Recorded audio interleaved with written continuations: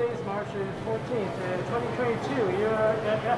Today's Thursday night, and we got some activity here already. So anyway, thanks for tuning in, and here's my 360 video coverage of the call.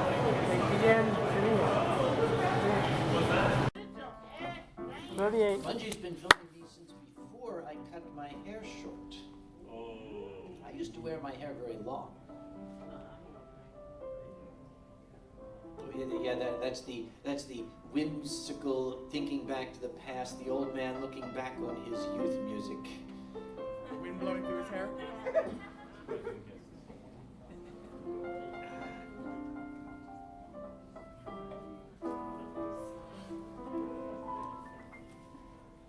Actually, the rest of like Pepper suing me. No, he won't sue you.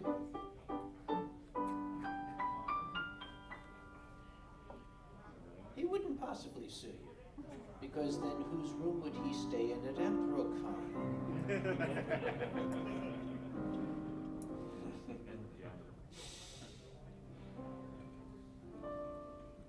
Knowing Pepper, you'd probably find him in a chair somewhere in the West End.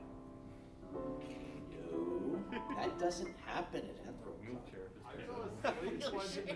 Or in a wheelchair. Should we tell Pepperina's story? No, we'll leave that for Pepper's story hour.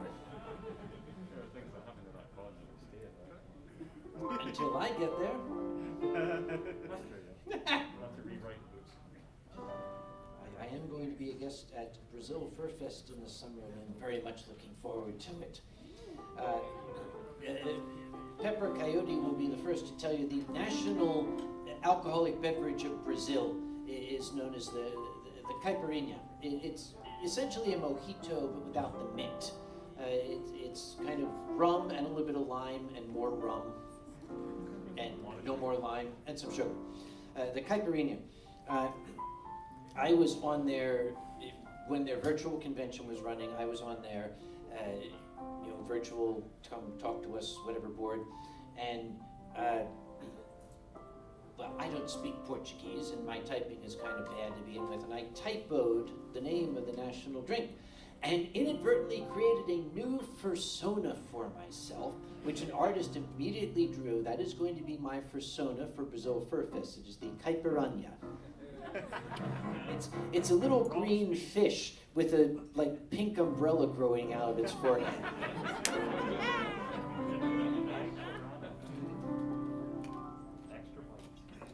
Now I told Ronnie I wouldn't start till I got my poutine, but it is 9 o'clock. So things begin on time where I come from.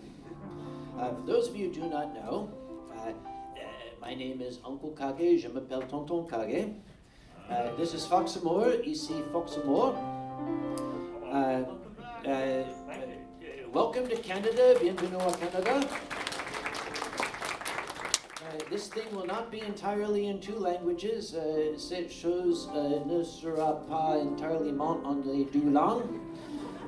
Because I am a stupid American, parce que je suis le barber américain, and I don't know, fuck it, futrala.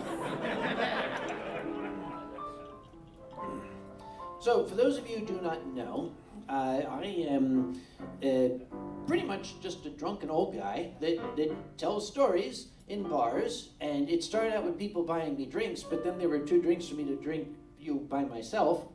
So we invited Scott along, and that took care of that problem.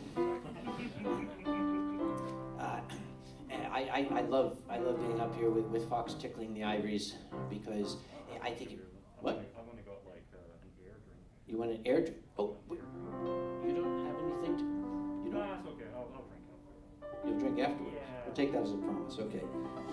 Basically, what happens is I get up here and talk. Fox plays the piano, and I just keep doing it. And apparently, they keep inviting me back. I don't know why, but whatever makes them happy. Okay. Okay, this is the perfect size room. As long as there's a couple empty chairs, I am perfectly happy. So. Oh, thank you very much. Limited edition. What flavor? Space flavored. Space flavored. It tastes like gravity. It's apparently anything from I gotta taste it. Taste that. raspberry to cotton candy. It's weird to describe. Space flavored. Yeah, it tastes like cotton candy. This is from a guy who eats haggis. Tell us what it tastes like. It almost tastes like iron it's brew. sort of Iron brew. Yeah, I was about to say it's a little sort. It has This sort is of Coke sweet with sounds of iron carrots. brew. Yep. Except a I was nebulous reading the flavor? ingredients, and apparently carrot. There yeah, is so carrots it's like in cotton it. candy bubble gum. So it's a nebulous flavor. Yeah. It's a very Oh, odd, nebulous. It's I- a weird, but Go oddly hit him pleasing for me. taste. Thank you, brother. That was bad. Space flavor, right? Nebulous, get it? Nebulous. Yeah, you knew what you were doing. You knew what you were doing. I'm very good at Very that. pleasing taste. So anyway, I talk. I make noise with my face. He makes noise with the ivories. We are coming out of something that is a bit of a novelty for this generation as well as the last generation. We had our first really good pandemic. It failed, unfortunately, it failed to accomplish what nature wanted it to do, and that was to kill off all the stupid people. It came close, but there are still some out there. You know who you are. I'm not going to mention any names. But during... He's allowed. Nobody else is allowed. He's Not allowed. my country, not my problem. Oh, it's not my country either. Ooh, I can say what I want. Oh, that'd be treason. It would. I was rather upset to get word from a very, very good friend of mine who lives the next town over. She's a fellow scientist. She's got a wonderful husband and 2 small boys. She sent me that dreaded text one morning. We're under quarantine. We've got it. And this is back in 2020 when we weren't 100% sure when you got it, how's this going to go? So I was particularly worried. And my greatest worry was, did they have sufficient sustenance? So, good old Uncle Sam, the boys call me Uncle Sam. We were close friends, so I'm the uncle to the boys. I'm like the creepy old uncle that shows up for dinner that the parents say, we just call him your uncle. The boys don't look like me, honest. That's good for them. So, I showed up with a box of supplies. I put it on the doorstep, and I ran out to the street and I called them.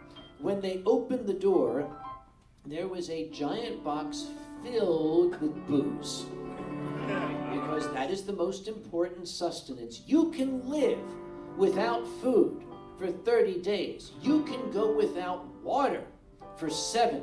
You cannot go without alcohol more than 24 hours, at least not in my household. And sitting on top of this was a soup can, an empty soup can that had a string attached to it. It ran across their front yard out to the road where there was another soup can, and Uncle Sam standing there. They took the soup can and they stretched it out and we communicated. And what I found fascinating was the boys, who were age 4 and 8 at the time, were completely blown away by this futuristic technology that I had shown to them. And they were playing with it. They thought this was wonderful. And they were asking me about it. And the oldest boy, Autumn, said, you know, how did you know about this? So I said, well, Autumn, this is how people used to communicate before we had cell phones. You see, every house had a bunch of cans in the kitchen. We would have them on the windowsill. And there would be all these strings that went out the windowsill. You see these poles out here? The strings would go along these poles, and every house would have a string going to it. And that's how you talk to your neighbors. And Autumn said, wow. And looked at his mom and said, is that true? And his mom said, oh, it's Uncle Sam. Of course it's not true. I took exception to that. My stories are 105% true, absolutely, with a margin of error of 5%. The fact that my old friend would imply to her son, my honorary nephew, that his Uncle Sam is lying to him, even when he is an insult to me. I thought the boys are visiting one day. North Carolina is where I'm living right now. It's not known to be a geologically active state, but about a year ago, since pandemic and all that, I was sitting at home, at work, at work on the computer, sitting at home in my jockeys, with my feet up and everything, making sure that I had that little piece of tape over the camera on the work computer. Make sure you do that. And all of a sudden, I live in a condominium, the entire building just took a violent jolt to the left. I mean, it was like, boom. And I was like, what the hell? And then it did it again. And my first conscious thought was, what did I drink last night? My second conscious thought was, did a truck just hit the building? I ran outside. It was quiet. I looked around, and nothing seemed to be amiss. A neighbor was coming out of his unit. I said, excuse me, did you just feel that? He said, feel what? I said, well, the entire building just shook very violently. And he said, who did it? I didn't notice. Our grandchildren are over. What's going to happen? I'm not going to say that anything good came out of this pandemic. But we did learn some things. I learned some things because unable to see my good friends, unable to hang out with the folk that I find so dear, craving their companionship, somebody said, Uncle Kage, have you ever tried VR chat?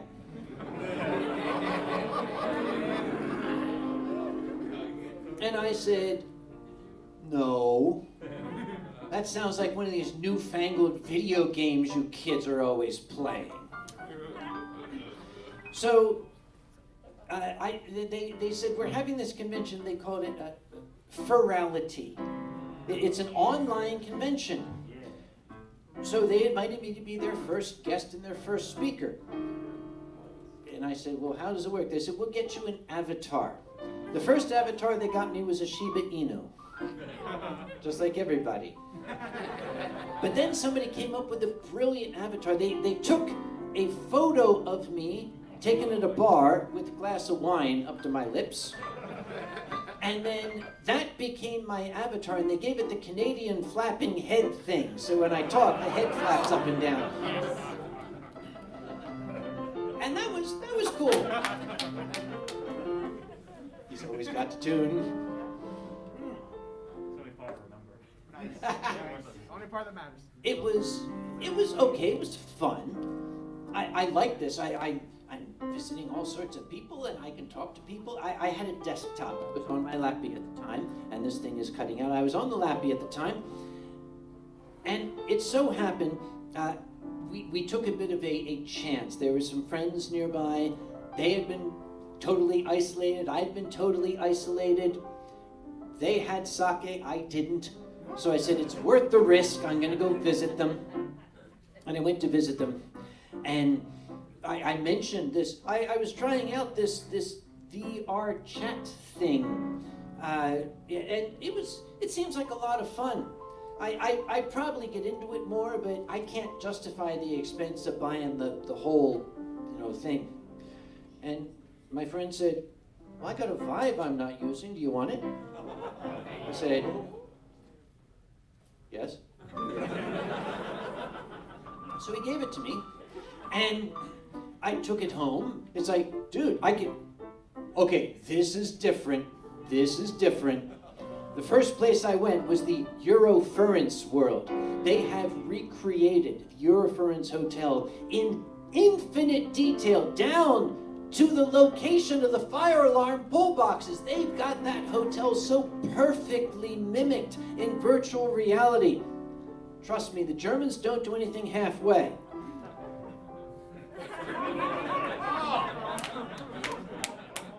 What? I didn't say it this time. They told me not to. It's not like I said, just ask France. I didn't. He's my witness. What? Not in an English court, certainly. No, definitely not. Anyhow, So, okay, I have this 5, and it's like, okay.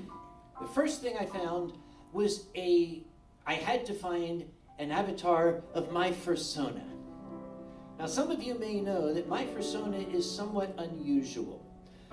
We have foxes, we have coyotes, we've got whatever this is. My fursona is a cockroach. And, okay, yeah, you can find anything on VR chat. I found a little cockroach fursona. It is an avatar, and I went and I bought the trackers, so it's a full-body cockroach. Well, okay, 4 of the legs. I still need to get 2 trackers for the legs in the middle. We're working on that, but it's a full-body cockroach, and I noticed the most interesting phenomenon.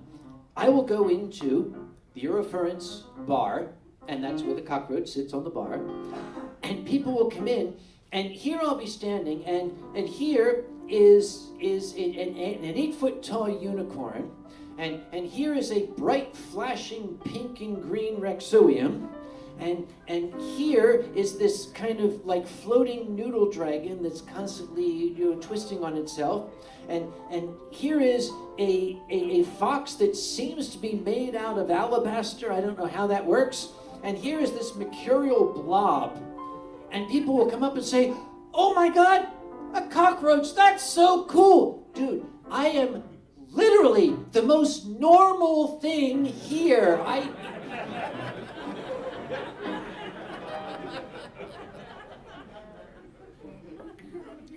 But I cannot spend too much time in virtual reality because I still have to work. I am doing a lot of working from home.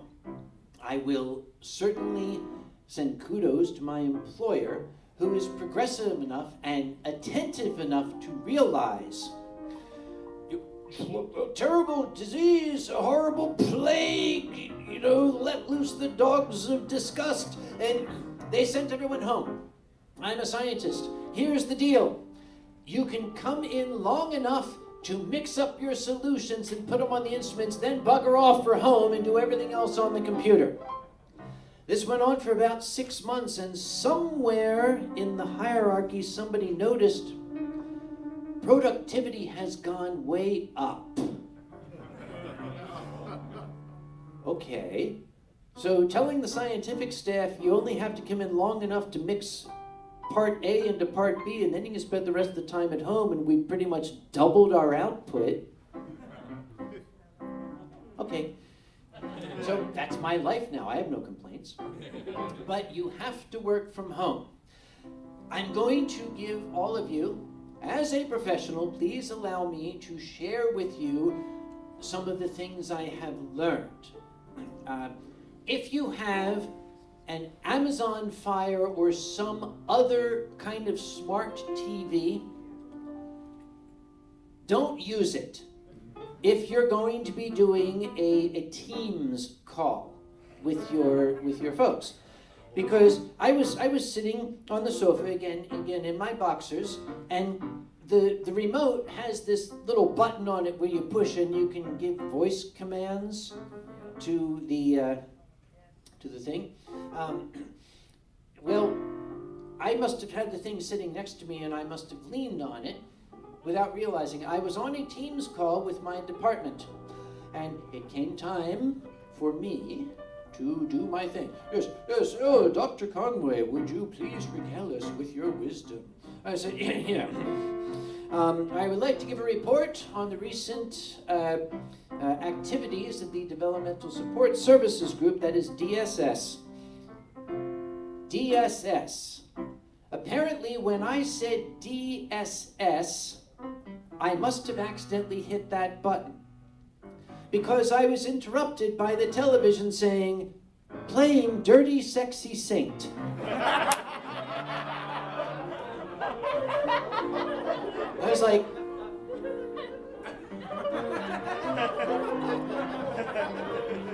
"Jeff, could you turn that down, please? I'm trying to work." I'm sorry, my housemate is watching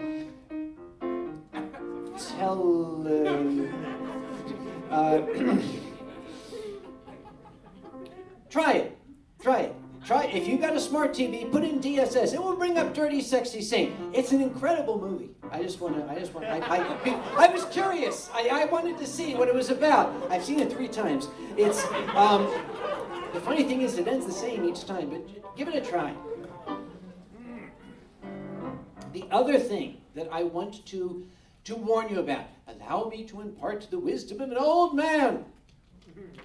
If you're doing any kind of Teams call or any sort of presentation to a group, and you want to include a YouTube video, this is what I told to one of our marketing folks, because she was doing a presentation and she wanted to show a YouTube video. So she pulled up YouTube. Don't do that. Rip the video, download the video, and show it that way. Don't show it from YouTube. Because when it was done, I sent her a private message on Teams saying, "Can I call you?" And she said yes. And and I said, listen, if you're going to include YouTube, don't go to YouTube. Because it shows suggested videos based on your search history. We know you like the Asian boys. I know it. You know it. The entire department knows it. Just wisdom. Always listen to your elders. They're not always full of shit, just most of the time. It's up to you to know the difference. By the way, some of you may know... 13th chords. What? No, I'm sorry. There's some kind of music code going on here. Like 13th is just so, The third. Oh, excuse me. Wait. There's 8 notes, right? I've heard of the 7th, I've heard of the 3rd. What the hell is a 13th? Do you want me to really explain the theory? You gotta reduce by It's just 8. the 13th note on a scale, like... Shut up. Wait a minute, there's only 8 notes. It's a 13th, like 13th chords are like just... Okay, when I was a kid, we had 8 notes. Obviously, this is what privilege does to you. He's got like 54 of them now. We had 8. All of our songs are made with 8 notes. We didn't even have the black keys back then.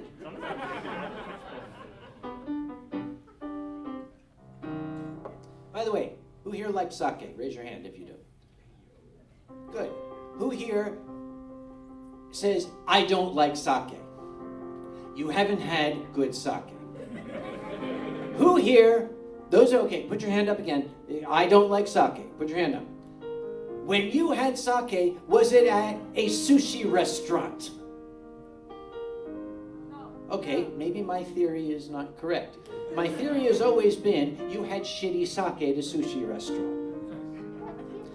Allow me, please, to regale you with some stories about sake, my favorite beverage. Sake is the national adult beverage of Japan. I have become very, very well versed in sake. I actually deliver sake tastings. Which people are like, oh, you must be a connoisseur. Oh, no, madam, I'm a drunk. And that's true. Yeah, well, okay, these French people who are like, just overtones of road tar and soot and melancholy. No, these are drunks. These are guys who drink wine all the freaking time, and they're making this crap up. Sake tasting's the same way. When I first moved to North Carolina, I was greeted by the furry community, the Triangle Furs, they're called. This is the Research Triangle area of North Carolina. The Triangle Furs, a wonderful group of folks. They found out Uncle Kage's in North Carolina, so they said, there's a sake bar in your town. We're going to take you there. I was excited. A sake bar. It's going to be great. Yeah, I get good sake. Oh boy, oh boy. So I met them at the appointed time, the appointed place. How much caffeine is in their dark coffee, by the way? Because a lot? Yeah. Maybe I shouldn't do this before bed. Anyway, this is the second one I've had, so never mind. It varies. It varies? I mean, I think I got all of it. Anyhow, I went to this sake bar, and there were 4 or 5 fellas, and we were sitting at this bar. I was like, oh, this is so great. And the waiter came over, and I said, what kinds of sake do you have? And I swear on my mother's grave that he smiled at me and said, we have both kinds. We have hot and cold. I said, oh. And I turned and looked at the guys, and they kind of looked at each other, and I said, no, that's not what I meant. What breweries do they come from? What prefectures in Japan? What rice is used? Is it Yamana Nishiki rice, Go Hyakumangoku? And he said, I'll bring you the menu. I said, yeah, you do that. Yes. And I looked at the guys, and now they weren't looking at me anymore. They're sort of looking at me. Well, the fellow brought back the menu, and I saw, okay, crap, tolerable and decent. Yeah, decent. It's like okay, we got Budweiser, Michelob Light, and then all of a sudden we've got, Iron Brew, is it? Oh, Iron. Yeah. So I said, all right, I'll take this one. This appears to be your top of the bottom shelf sake.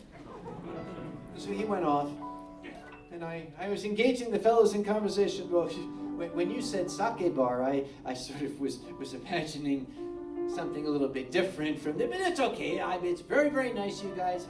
I'm very grateful. Thank you for welcoming me to North Carolina. This is great Southern hospitality. And while I'm babbling on, from the corner of my eye, I saw a hand come in with a glass, and I saw another hand come in with a bottle, and I said, stop. What's this? Because in front of me was a glass with a cucumber sticking out of it. And the fellow said, that's a cucumber. I said, good eye. I see that we can agree on the observation. This does indeed appear to be a cucumber. I am so glad we've reached an accord. What the hell's it doing in my glass? He said, didn't you want it? I said, these guys will tell you, when I take my glasses off, you're in trouble. I said, okay, work with me here. We're gonna have a little thought exercise. Work with me here. Okay, picture this. I'm in New York City. I go to a Delmonico's Steakhouse, finest steakhouse in Times Square, and I walk in. Oh, and there's the maitre d'. Good afternoon, Pierre. Very good to see you too. My usual table, if you'd be kind enough. Yes, you may take my coat.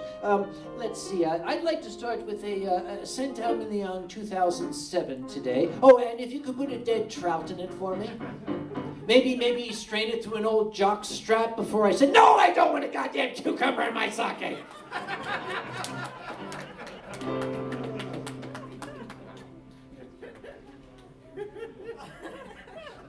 Do some sake now. This is going somewhere. Oh yes, I was talking about sake tastings. Right, this is where this was going. I've been running sake tastings at a little place near my house. It's a wonderful, quaint little joint. Do people still say joint? I mean, not like you guys say joint. I'm American. I can't do that. Sorry, establishment.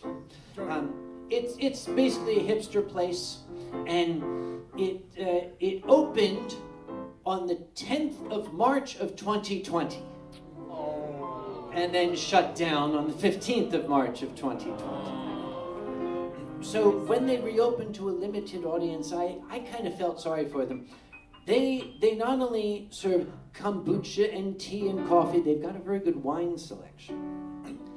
I talked them into letting me have a wine tasting there, and that went well. So I said, why don't we have a sake tasting? And the owner said, oh, that's great. We can bring a cucumber. I said, don't fuck with me. You've been to my story hour, haven't you? He said, yeah, I watched it on YouTube. I don't. Fuck with, don't. Glasses are off. Don't. So I had a sake tasting. And I invited Alkali Bismuth to join me at the sake tasting. I found out something about alkali. Everybody, and maybe I'm speaking out of turn. Maybe I shouldn't be telling people this. Do you know that it is possible to get alkali falling down drunk? He has this famous, resilience to alcohol, his tolerance. Apparently, after a 2.5-hour airline flight with no food the entire day, when you start sucking down sake, which can be 18% alcohol, okay, here's something you need to know. Alkali is this tall. I am this tall. Alkali is a very stalwart, very muscular, substantial fellow. He's very, he carries a lot of weight in Furry fandom. I had to carry him. And okay, when you're trying to put somebody's arm over your shoulder, and it was not pretty. So it was a little, the sake tasting didn't quite go as classy as I wanted it to. So I arranged another. And I had that one just a couple of months ago. I told the boss guy, we need to bring in some additional sakes.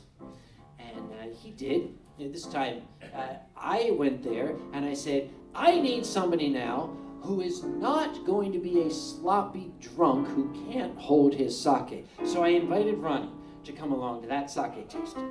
I'm going to let that sink in. Ronnie went to that sake, and that one went over great. If you want class, bring this guy. That worked. We had a lovely sake tasting. And did you bring my poutine?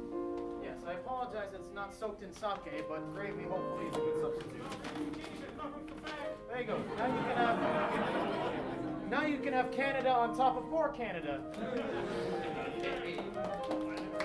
There is a little eatery near my place that serves, on their menu, it says, quote, poutine, end quote.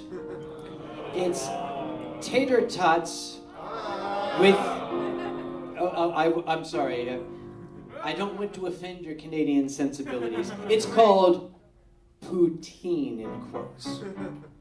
But we had this sake tasting, and it went over very well. But there were several bottles left over. Now, I have maintained for the longest time, once you open a bottle of sake, you might have 7 days. It goes bad very rapidly. So I went back there the next week, and I said, how many of those bottles are left? And the lady said, 6. I said, oh my God, we have to get rid of these. There was another customer there, and that fellow, bless his soul, we made a game effort to rescue those bottles of sake from extinction. I woke up the next day in my own bed. I don't know how. I don't know if I got a ride home. I don't know if I walked. I don't know if I dragged myself by my lips. If I did, I hope there's video.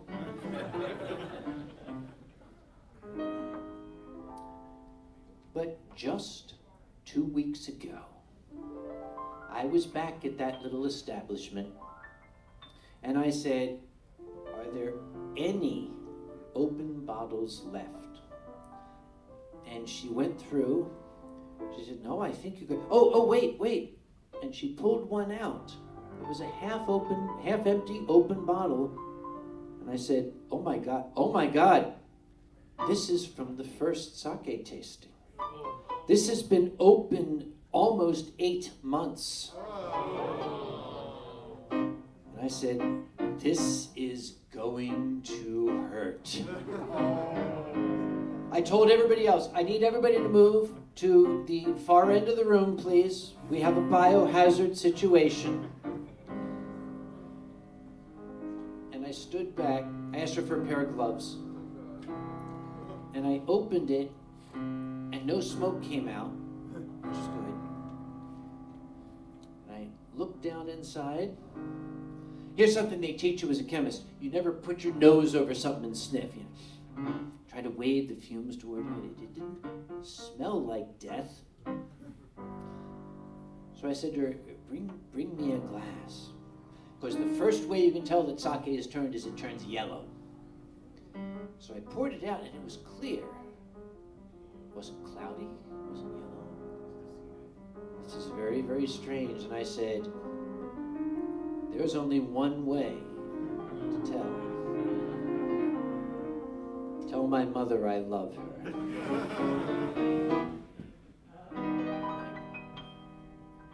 my God, it's good.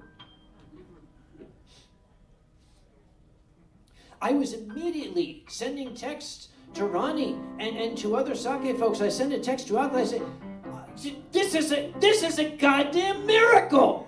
This bottle has been open for 8 damn months and it's still good. It's not just drinkable, it's actually good. It smells, it's you know, we need to call the Vatican. The hand of God himself has touched this sake. And I was like, this is a joy, proof that God exists. And the man at the counter was saying, what's going on? What are you getting so excited about? I said, this bottle, sake, absolutely under no circumstances is going to last any longer than 7 days. Yet this bottle has lasted 8 months open. We can make a new holiday out of this. We'll call it Sakeka, and we'll set up little like little things where we light candles made of sake. And he said, well, okay, maybe sake does last longer. I said, absolutely not. It is a known fact. Sake will not last longer than 7 days. He looked me in the eye and he said, when is the last time a bottle of sake in your house lasted more than 7 days opened? I said,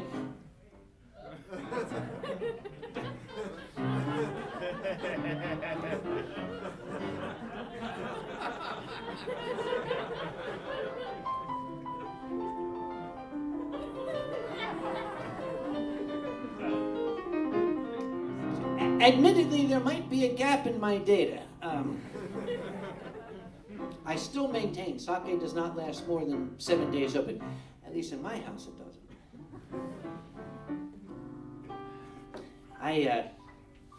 I had another establishment in another city in North Carolina.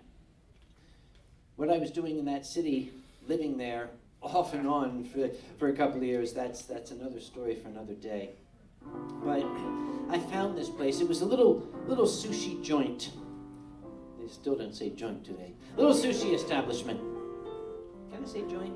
Yes. In my country, you can't. You'll get arrested. But I went in there. It's like, oh, little tiny Japanese place. Let's look and see what they have for sake. And I looked at the menu and it was, okay. I was a little disappointed. So I asked for, no cucumber, please. They brought it to me. But from where I was sitting, I could see the sushi bar was off to the left here. And there was one of these big glass-fronted coolers behind it. And I happened to glance over, and I saw a character that is very well known to me, the Murai demon. It is the emblem of an actual very, very good, very well-respected sake brewer. There's a bottle of Murai sake, and I looked. It wasn't on the list. And then I looked closer. I was seeing some labels in there that I have a tremendous amount of respect for, and there's a lot of them, and they're not on this list. So I called the owner over. I said, "Excuse me, can I go pick one of those?" And she said, "Sure." So I'm like,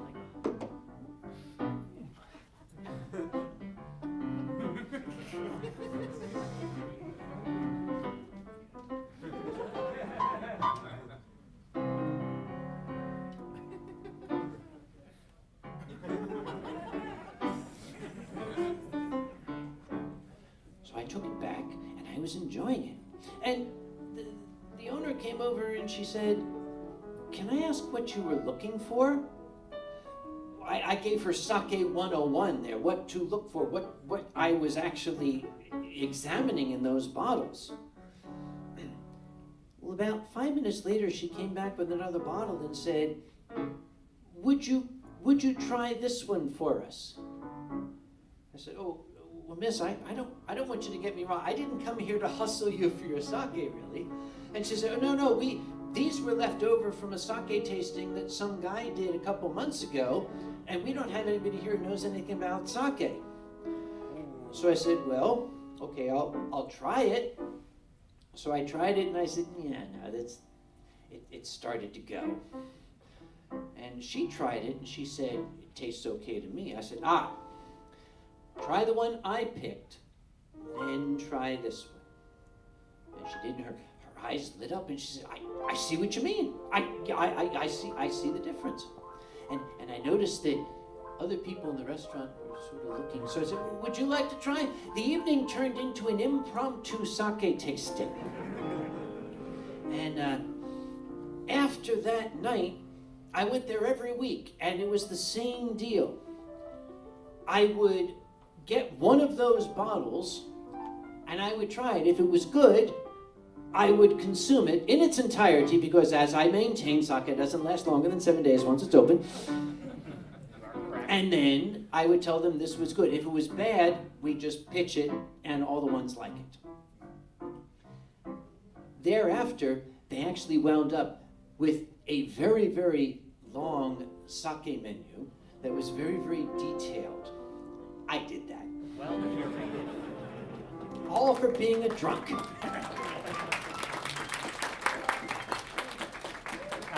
if you have the time, in the distillery district downtown, there is a small little, home sake brewery there that has some very nice. Somebody get this man's information for me. You already have it. I'm staff at Anthrocon. Oh, I own you. Yes, you do. We'll talk.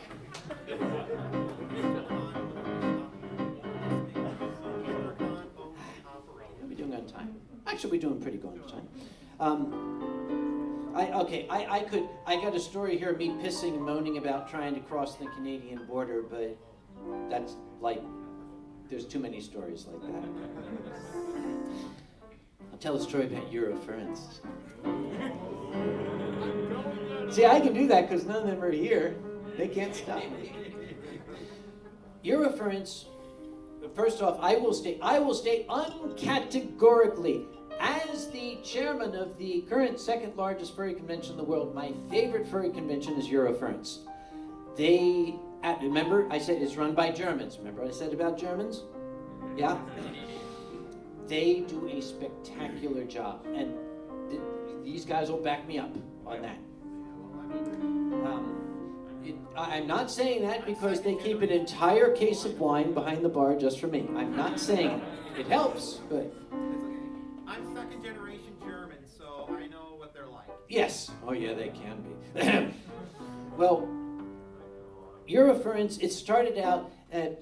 Their model was a little convention at a little youth hostel or something, and they were victims of their own success. They'd be able to stay at a place for 2 or 3 years, then they'd outgrow it. It grew very organically. They wound up at the amazing Ringberg Hotel. It is a mountaintop hotel. If you've ever seen the movie Where Eagles Dare, you'll get rid of the castle, put a hotel there. It's literally this giant mountain with a hotel perched on top. It is absolutely spectacular. The Ringberg is still a mystical place. It has this legendary appeal in the European community. When I first went there, first thing I did was I went to the bar. There was this jolly bald-headed barman there. And my German, then as now, is still kind of iffy. So I went up and the phrase that I use every place that I travel in the world. People say, oh, always learn where's the bathroom. No, you can find the bathroom. It's got the stupid symbols on it. No, the phrase that someone like me needs to know how to say is, I am a stupid American and do not speak your language. It is very, very useful. In Germany, for example, ich bin ein dummer Amerikaner und ich spreche kein Deutsch. In France, je suis le barbare américain et je ne parle pas français. In Japan, boku wa baka na Amerikajin wa nihongo ga zenzen wakarimasen. In the Czech Republic, Yusum Bilby American and Nilivin Chesky. In Australia, I'm a Yank, fuck it.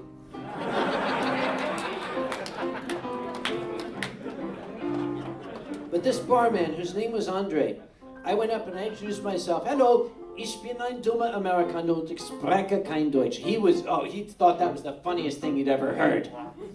He was just beside himself. And I explained to him, I want some wine from here, your local wine. He introduced me to Müller Torgau, which we'll talk about later if you have time. It's incredible. But Andre just thought that was the greatest thing. He would see me from across the lobby and he said, Herr Dr. Dummer Amerikaner, willst du Wein? Ich habe Wein here. I'm like, yeah, that's me. You know, back in those days, I was a little younger. I was a little better built. I was a lot better built. Of course, I have lost 50 pounds since last you saw me, so maybe that helps. But, did you notice? Did you notice? Please tell me you noticed. Anyway, I actually had a fursuit. The fursuit was based off of an old character, Chester Ringtail. If some of you older folk may remember from the old-time furry comics, Chester Ringtail, invented by Terry Smith. I had a Chester Ringtail fursuit made by Lance Ikegawa. This was an Ikegawa fursuit. And all the old people are saying, oh wow, and the young people are saying, what? Can't help you there, folks, sorry. Look at your Wikipedias. Anyway, the character of Chester is a kind of a slinky boy toy ringtail cat, so that's how Chester is played in his fursuit. This was also a form-fitting fursuit. Lance actually found, I don't know where the hell he found, stretch fur. So it was literally form-fitting. I found out that when Chester Ringtail came down, Andre, the man at the bar, just immediately fell in love. He came running over, and he's got his camera out. He's taking pictures. He's like, it's like, and Chester's, okay, fine. Andre was smitten. He was absolutely smitten with Chester. He must have spent 15 minutes kind of cuddling with Chester, and then he had to get back to work. And as he was going back to work, as he went away, Chester kind of took his hand, pulled him back, and poked a muzzle in his ear and whispered, Dummer Amerikaner, and behind me I heard,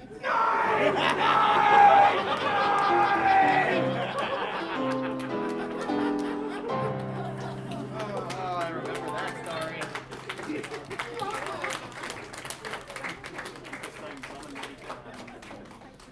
Andre is still one of my closest friends. He's come out to visit me. Leave it to me to make good friends with the barman. But actually, it was also at the Ringberg that Chester kind of put me in an awkward position, because this slinky, sexy boy toy ringtail cat kind of came slinking out of the elevator and bumped into this tiny little white-haired old lady. See, my mom goes to Eurofurns too. And she looked up and she said, oh, look at you. And Chester just stood there. And she stood up on her little tiptoes, and she reached up. Chester has these real big, tall ears, and she pulled his ear, and she pulled him down and said, sind Sie Deutsche? And Chester said, ich bin dein Sohn. She said, oh dear. We have never spoken about it. We don't need to just, that we don't talk about it. Anyway, the Ringberg. The Ringberg is at the top of a mountain. At the base of the mountain is a clock. At the base of the mountain is a little tiny restaurant which goes by the name The Crazy Horse. It's an American-themed restaurant. An American Western themed, because all Americans are cowboys, right? So, The Crazy Horse is an American-themed restaurant. And that particular year, the staff wanted to go to the Crazy Horse Sunday night for a kind of, oh my God, what a hell of a year this has been. We need to get some drinks and some food and relax. Guys, if you're at a convention and you hear that the staff wants to go out to dinner, for God's sake, just let them go. Because the wrong person overheard and spread the word that there's an after party at the Crazy Horse. What you need to know about the Crazy Horse is the entire restaurant was the size of this room. More than 100 people showed up. They were standing in the garden. They were standing in the car park. It is a family establishment. It is literally run by a father, a mother, a son, and the son's, at the time, girlfriend. I think they're married now.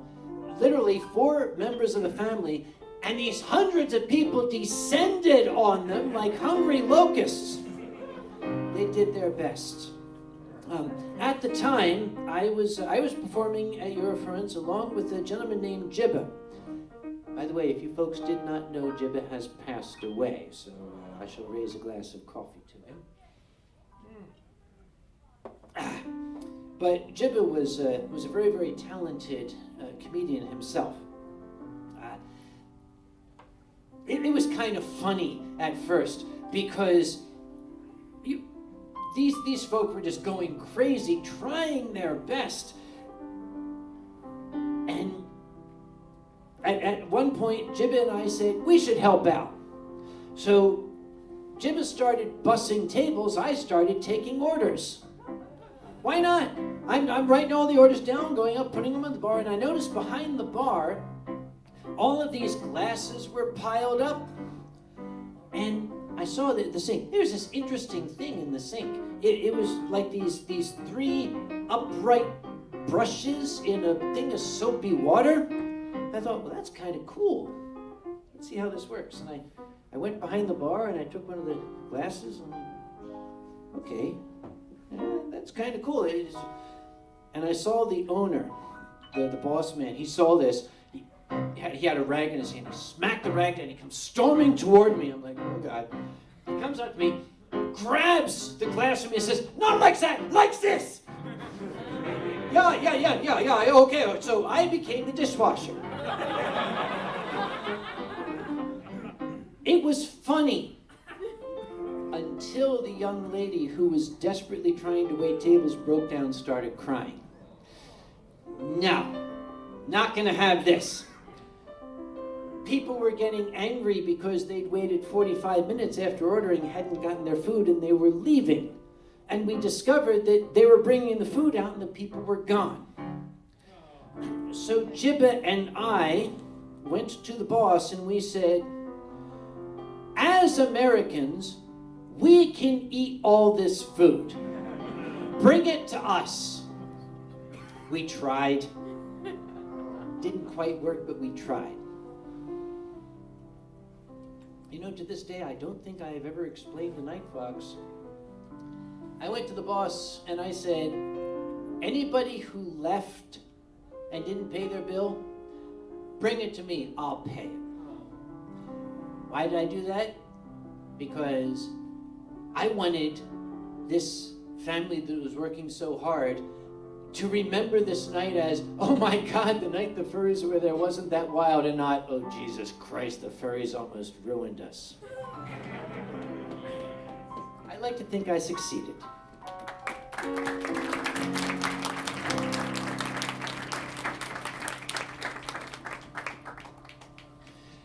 It's coming up at the top of the hour. I'm pretty much, okay, there's other stuff here, but the other stories are very, very long. What's next in this room? You. Isn't it your open Oh, mic? I keep going. I can, okay, there's going to be an open mic in this room in 7 minutes, in 6 minutes. Yeah. Basically what that's going to be is, oh, you see what I'm doing up here? Oh, look, I make bass noise in the microphone. Isn't that easy? Would you like to give it a try? That's what's going to happen from 10 to 11. And it will be your opportunity to try it in front of the easiest audience you're ever going to have. An audience that is filled with furries, the most supportive audience. They're here for you. This will be a strictly no heckling zone. I catch you heckling somebody, I will fuck you up. There's a lot of Anthropon staffers here who know what that means. Don't try my patience, because I might take these off. Thank you all for your kind attention. Thanks to Fox Amore for assisting me up here. I should say I was assisting him. Thanks to Pepper for keeping me grounded when I was starting to tell stories I wasn't supposed to. He's up there going, God, thank you very much. You're not supposed to talk about that. So we have enough time to turn the room over, not physically. Please don't try that. If you would like to give the open mic a try, what's going to happen is we'll give you 3 minutes or so, and that's how it works.